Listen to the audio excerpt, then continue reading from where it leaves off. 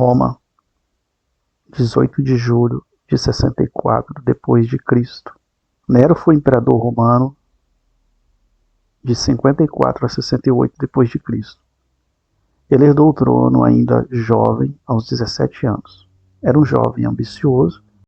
Muitos acreditavam e outros afirmaram que o próprio Nero, imperador, ateou fogo em Roma porque alimentava o sonho de construir uma nova cidade que levasse seu nome e consertar as áreas ruins. Então ele mesmo foi culpado, por muitos, de colocar fogo em Roma, uma vez que quando Roma estava sendo destruída pelas chamas, ele estava no seu teatro, na sua casa, tocando o seu instrumento. Então vamos ver o que Tácito escreveu sobre esse episódio que aconteceu em Roma. Ele foi o maior historiador romano, né? E lembrando que Tácito não era cristão e não gostava dos cristãos, chamava eles de criminosos. Mas por que é importante observar isso? Porque isso é uma importante fonte histórica extrabíblica que fala que Jesus existiu, né, que viveu, Israel foi morto perante Pilatos, né, por ordem de Pilatos e tal, e também fala dos cristãos, né, porque muitas pessoas, inclusive ateus, dizem que não há fontes extrabíblicas que falam que Jesus existiu e tal. Então, e estarei postando outras fontes também em outros vídeos, outras fontes extrabíblicas de história mostrando que Jesus, que mencionaram Jesus. Então vamos para ver o que Tácito escreveu. Para dar algum alívio ao povo aterrado e fugitivo, mandou então abrir o campo de Marte, os monumentos de Agripa e até os seus próprios jardins.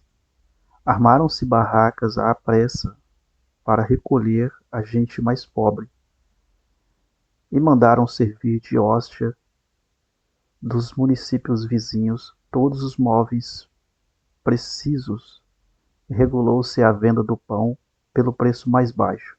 Contudo, todas essas demonstrações populares não produziram o seu efeito, porque se espalhou um boato de que Nero, no momento em que Roma estava ardendo, fora ao teatro que tinha em sua casa e nele cantara a destruição de Troia, comparando as desgraças antigas com a calamidade presente. Parecia que Nero aspirava à glória de edificar uma nova cidade e de lhe dar o seu nome. Com efeito, dos 14 bairros de Roma, só 4 se conservaram inteiros. 3 ficaram completamente arrasados e 7 apenas mostravam alguns vestígios de edifícios abatidos e meio devorados. Então, Nero tratou-se de colocar a culpa nos cristãos. Veja o que diz o Anais 15, 44. Mas nem todos os socorros humanos, nem as liberalidades do príncipe, e nem as orações e sacrifícios aos deuses, podiam desvanecer o boato inflamatório de que o incêndio não fora obra do acaso. Assim, Nero, para desviar as suspeitas, procurou achar culpados e castigou com as penas mais horrorosas a certos homens que, já dantes odiados por seus crimes, o vulgo chamava cristãos.